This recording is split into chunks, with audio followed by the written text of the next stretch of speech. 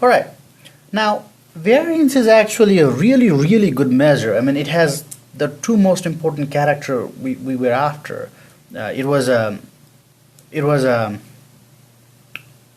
It calculated the deviation around the mean pretty well. It used the whole data set, and if the data set are such a way that it is spread too much around the mean, then the variance would be higher.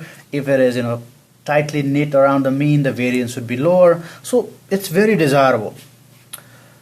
So mathematically, it's actually the second moment of the data, but for most purposes, most practical purpose, it has one serious flaw, and that flaw you must have noticed while we were doing it in Excel.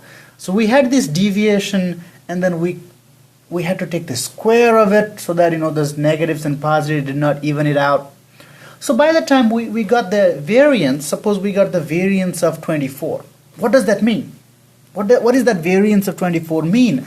Does it mean on average each data point is 24 away from the mean? The distance on average, it's 24. The square is 24 away from the mean. So the fact that the variance, the unit of the variance is in the squared of the original apples that you are working with, or original unit of the data set you're working with, the intuitiveness goes away a little bit.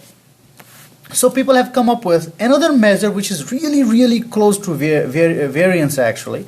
You have the variance, right? Whatever variance you have, what you do is you take the square root of it. We solved that problem of the fact that the unit was squared. Now you take the square root of it. So if you get the variance of 9 with doing all the calculation we did earlier. So what all you do is you take the square root of it and you get 3. That's it.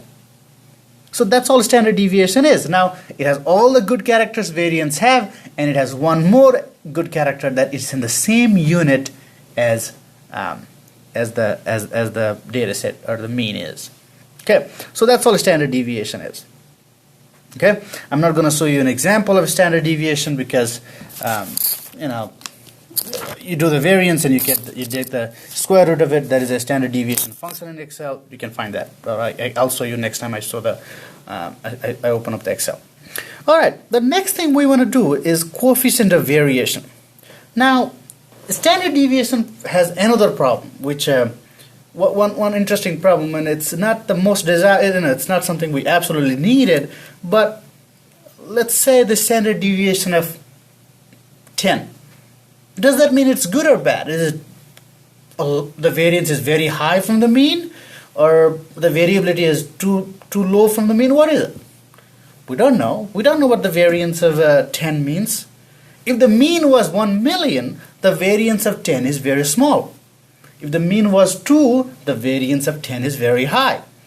So the fact that we cannot compare between two data sets by just looking at the standard deviation, we want to solve that problem.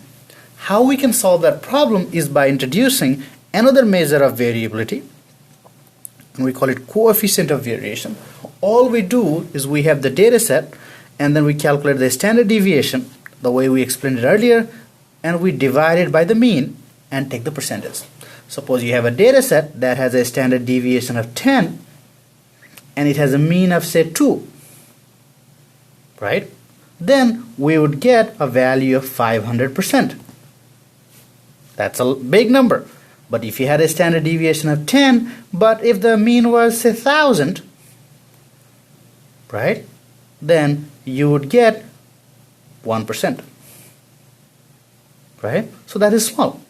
So what we did is this problem of not having the comparability between two data sets by just looking at a standard deviation, we solved that by coming up with this new measure of variability called coefficient of variation, which is nothing but the ratio of a standard deviation and mean expressed as percentage.